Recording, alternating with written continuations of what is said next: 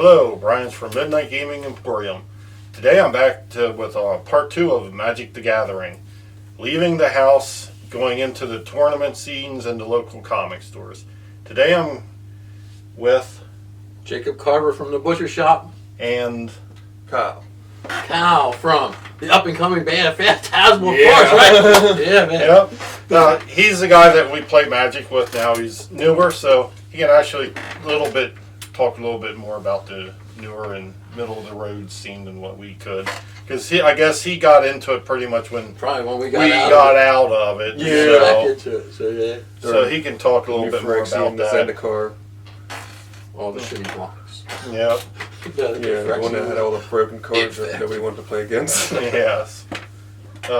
So, I think like the first time that we actually moved outside of our little group and started playing was Comic Store West. They had a group that met out there like every Fridays, and I think it was like the first or second time we went out there. There was a whole pile of people. I mean, you could hardly even walk through the store. There was that many people sitting around playing, and I guess it was because there was going to be a tournament that Saturday at Camp Hill Mall, and I remember we went up to it. We didn't play all, but we did do tradings and stuff with it. But I think the first actual tournament we played in, and I could be wrong, was out at Delco Plaza. Comics Connection. Yes, and that's where in the hallways of Delco Plaza. I do remember. And that's when we met Mr. Spellfire. See, back in the days, nowadays there's a lot of play mats for Magic and stuff. But back then there weren't any play mats except for one. There was a Dungeons and Dragons came out with a collectible card game called Spellfire. And when you bought the starter set, you got a play mat that both people could play on. Oh, yeah. And this guy put out the mat because what did he say? There's like $1,000 worth of cards in the deck. That's like $800. Yeah, it was a red, green, black land destruction deck is what he played with Nether Voids to make all your spells cost more. Was that when Johnny was out? What was that? The Planeswalker. They didn't have Planeswalkers. They didn't have Planeswalkers. There was no such thing as Planeswalkers. Yeah, Planeswalkers didn't exist yet.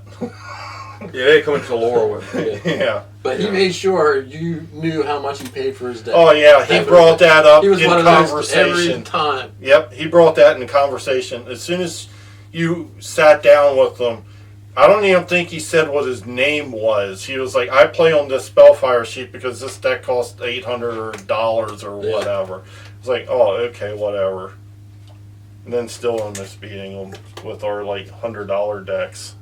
Actually, I played him and I beat him one round with giant growth berserk squid sprite, and he almost cried. I do remember that. That was my crowning glory way back then. I beat that asshole. And when I played him, I beat him game 1 by putting the Juzam Jin out in turn 1, which he couldn't. His only removal was lightning bolts, which Juzam Jin was a 5/5. So. Yeah. So Kyle, did you do? Did you ever go to any tournaments or anything like that? My first one was Comics Universe. Okay. In Hanover. Yeah. In Hanover. How'd you make out? My first tournament was, what was it? I believe it was the upcoming. It was Innistrad. When what's the angel? Avacyn. Yeah, that was my first one. Avacyn Restored? Yeah, I had that, I was going with a zombie, because right at that point, zombies were getting good with the graveyard combos, and my first draft deck was the zombie, return. So you discard all your freaking little zombies, and you get all your big ones, for nothing. Okay. And then you pull them out of the graveyard. And then there was There's one spell. It's like for each instant and sorcery you have in your graveyard, you put that many zombies out tapped. Okay. And so you played a bunch of those like graveyard cards to dump out, and then you just have swarms of zombies. And then with that combo with the black card that put out like 13 of them with the So it was like a zombie swarm. Oh yeah, it was. That sounds cool. Oh, Yeah. what was that? I think that card you're talking was actually called Zombie Apocalypse or something. Zombie Apocalypse. I think that's what it was actually called. But yeah, that there other one that you're talking about almost sounded like Land of the Dead, but not completely broken. No. Because they put them into play tapped, which is what That one did. which was what Land of the Dead should have done. It should have, or Field But of it the didn't. Dead. It should have put the Put 'em zombies out into there. play tapped. Not so you can chump block with them right away every single turn. Well, at that point, you probably have a bunch of chump blockers anyways. Yeah. So what was like the first deck you remember building? That was like just for fun or whatever. That would be my vampire deck. That was when Innistrad first came out, because my first Planeswalker ever was Sorin Walkoff, and everybody got pissed because they had Planeswalkers, but they didn't have anybody as broken as Sorin, where you could just put them out, make their life total 10, and then just win immediately. Ryan, you remember your first Because deck I you colored made him off with Shieldred, Yeah. because I played Soul Rings, comboed that off with Dark Ritual, and then played a Quicksilver Amulet immediately, and then got Shieldred out on like turn 3 or 4. Yeah. So Brian, do you remember what the first deck you built for fun? For fun was probably the Fuck You deck, which was the Chains of Mephistophles mill / discard deck. Chains of Mephistophles had like 20,000 words printed on this tiny little card. But basically, when it got down to it, what it said was, the first card you draw during your draw you keep. Any card you draw past that, you have to discard in order to draw that card. And any card you draw after that, in order to draw a card, you have to discard first. So, it was, you would put 2 Chains of Mephistophles out with a Howling Mine. Oh. First card was free. Second card, discard 2 to draw the next card. And if you didn't have enough cards in your hand, you put that card immediately in the graveyard. And it was basically ended up being called Brian's Fuck You deck, because you basically couldn't play Magic once once it got assembled. Unless that first card happened to be an instant, you couldn't play. You couldn't play. Yep, you had to discard it. Still, to me, Chains of Mephistophles is one of the weirdest fucking Magic cards out there. And it was just weird. Nobody understood how the card worked, and that was just because of how stupid it was worded. It was like 20. It was like tiny ass little text with 20,000 freaking words on it. Then when you break it down, it only did 3 minor things. One, when you draw, first card you draw during your draw step, you keep. Any card past that, you have to discard in order to draw again. And if it isn't your draw step, to draw an extra card, like say you would cast like Ancestral Recall on them, to draw those 3 cards, you had to discard, draw, discard, draw, discard, draw. Or put straight into... That when he dealt damage, your opponent discarded a card, but it was so much wording. It's like... yeah, it's like... So, for fun... For fun, the first thing I ever remember building is that Squib Sprite Curd Lightning Bolt deck. Yeah. And I guess way back then, for a cheap deck, it was a solid deck, and it did a lot of shit. And it got me some wins. Mm-hmm. Yeah, that was still, to this day, I will say that the Green-Red Curd Ape deck is probably a very powerful Magic deck. And you always sideboard it in when you played the black player. You always sideboard it in the Whirling Dervish. Oh, yeah. Because it had protection from black, and it got bigger every time it attacked. That thing got humongous, especially... And there's nothing that black player could do to stop it. But it is priceless when you giant growth a Squib Sprite and Berserk it and kill people with it. It's fucking priceless, because you just destroyed someone with a 1/1 common flyer. It is fucking hilarious. Dealing with a 1/1 that became an 8/8. Yeah. A trample. So what else we got? Other places that we've been to, we played at Millersville University. That tournament sticks out because the guy who run it had the original dual lands he was selling. He had 400 of them. He was selling for $4 each, or 3 for $10. And I know he wasn't the only person out there that had hundreds of these dual lands, which really make me question the actual legitimacy of the pricing of those cards to this day. Because I know there are hundreds of thousands, if not millions of them out there in unplayed condition. So, little word of advice before stepping out and buying stuff like that, really think about it, because I really think a lot of these Magic prices are just bullshit. They're just unbelievable bullshit.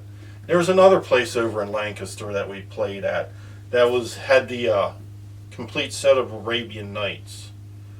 But where exactly was that? I think if you go like straight down toward 74, remember it was right around. Was that the place that was right around the Captain Bluehead Comics place? It might have been. I think there was a game store down there. It didn't last very long. No. They had that it was a solid game store though, but I don't know why it didn't last that long. They had that one, well, probably because they gave away those sets of Arabian Nights in Magic tournaments, probably. Probably. Other ones, I also remember going to a couple of people back, we didn't play in it, but this was the, I don't know if it was the World Championship or the National Championship of Magic, took place in Philadelphia that year, and Ice Age just came out. I remember going to that. That had a lot of neat little. Did some like side stuff. I don't know if that was like Worlds or Nationals. Probably be Nationals. We didn't get into any big tournaments until like 3 years ago when we went to the Grand Prix at Pittsburgh. Yeah, that was always fun. Favorite moments from tournaments that you might have been in? Oh, jeez. When I wiped the floor with everybody in a modern tournament with my Goblin deck. It was a red deck wins deck comboed off with a Goblin deck. So, at that point, Chandra Torch of Defiance just came out. I put 2 of them in immediately. I had 3 Shrines of Burning Rages, and I used the Sensation Gorgers, and what they pretty much do is, during your upkeep, if you reveal a Goblin card, everybody discards their hand, draws 4 more cards. The Goblin deck, you empty out your hand so fast, you don't have any more cards. And you just draw goblins. So, for Rack, they can't do anything about it, because it's during your upkeep, and at that point you don't have any cards in your hand anyways. So you reveal a Goblin, and they're only like 2/2s at the highest. I think my strongest one's Kranker's Mob Balls. He's a 3/3. And you use Shared Animosity with Legion Loyalist. So they don't gain power until they attack. So they can all swing in, and if you're playing against Rack, they at least have 4 cards in their hand because of Sensation Gorger. Because you just dump out your hand immediately after you get it. So he has no downside, and I usually go on around at least turn 3 to turn 6. It's like your winning spots. Cool. And then I sideboarded in Ensnaring Bridges. So for those bigger cards. What about you, Brian? It'd probably be the first tournament I ever won, which I remember the deck. I played Urza's Lands with Fireballs and Candelabra Thanos, which Candelabra Thanos let you untap. You run X mana through it to untap X lands. So if you had the full Urza's thing out, you had 7 mana, so you tap those, run 3 through to untap them, then tap them again to generate 7 more Fireball. And also, and I was also using goblins when you said that with goblin grenades. Yeah, I have them in there as well. Because that was such one mana blow up a goblin, 5 points of damage. Oh, and if you copy it, you only have to sacrifice 1 goblin for 10 damage. But way back then, they had fork and all that crazy. Yeah. Oh, yes, that's what I'm talking about. Yep. And also running forks. And then lightning bolts and the blue-red one that does the same thing. You can either pay 2 red or blue on your choice. So you can throw those in a red deck. And chain lightnings. Yep. You? Me? Not really. It wasn't something I did, but something my opponent did. Because when I first started playing, I really had no idea of anything. So the guy on the first turn lays out a swamp, and then a dark ritual, and then another dark ritual, and then a fucking Same-Gear Vampire. So I'm facing down a 4/4 flyer on turn 1, and I'm like, what the fuck do I do there? What do I do? Nothing. I concede. No, I played the game out because, just to see what was going on. But when you see people do that kind of shit, when you're not like relatively new to the game, you just go, what the fuck? Yeah, I think my first strongest card was like, it's a toss shade. Yeah, and it was like, that was turn 1. Mm-hmm. And of course, I'm playing a deck that couldn't even come close to beating that. But I was like, that was pretty cool. Yeah. I don't think I ever did anything cool in a tournament because usually I'm at drafts or tournaments and shit, and my draws always suck. Mm-hmm. And I have no luck. Although, with my Thropter deck at the Comics Connection, I did beat Ben Long. So that was my crowning achievement. Which was nice. Because he's like, oh, that deck. And I was like, yeah, I had to. I'm actually surprised you didn't talk about the 2-headed giant. I'm Well, actually surprised. I forgot about that. 2-headed giant, it was Well, I was talking out about of where subs were eventually Subs Unlimited. Subs Unlimited. Went out around there out at Queensgate Shopping Center. Shopping Center, yeah. There was a comic store there, gaming shop that it was only there for a few months. I think some shady shit was going on there. I think we both think that. Oh, sure. But they had a 2-headed giant tournament, so we were going to be in it, and we were going to get together and talk about what decks we should play. So, I'm at home, I put together in my head and stuff why we should play Kismet Stasis and the 2-headed giant thing. Because I was going to have to convince Mr. I only play black cards why this would be a way That's to true. go. At that point, I was fond of black. So, when I got over to his house, what did you say to me? I can't even remember. You said, I think we should play Kismet Stasis. And I stood there and went, Brian's like, yeah. I think we should. Well, so much for this whole argument I put together in my head. That went out the window. And Kismet Stasis and 2-headed giant is fucking broken. Absolutely. It is absolutely beyond any description of the word broken. Your opponents basically can't do anything. Yes, And you just, yeah.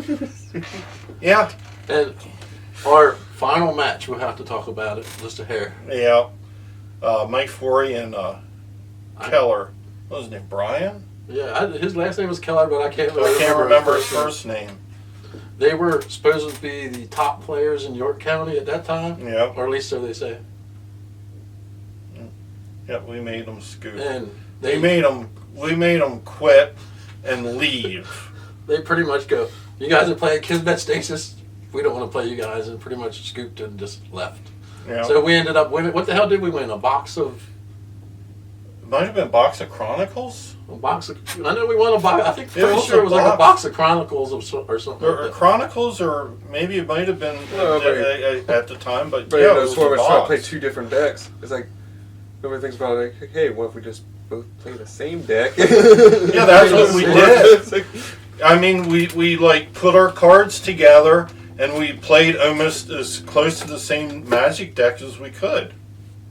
I mean, It turned out to be I kick-ass. always use is it for this So, because if I can't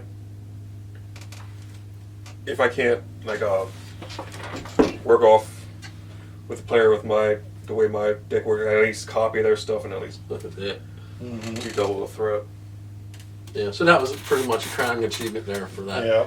But that was fun. But I wanted to just say, yeah, that was fucking awesome. It was. Anything you'd like to add? No, I think that's good till the next. What's going to be the next segment on this? Next one is probably going to be when we came back. Came back and like some of the newer stuff and Yeah. getting into like modern and standard and arena type gameplay now Yep. that they have. Yep. I think So- that would be a good place to go That's next. it. And this will probably be a good ending spot. Yep. So, I'm Brian from Midnight's Gaming Emporium with Kyle, Phantasmal Force in the future here. Look for their album. And Jacob Carver from the Butcher Shop. Signing out. Mill Masters. I didn't forget it this time. Yep.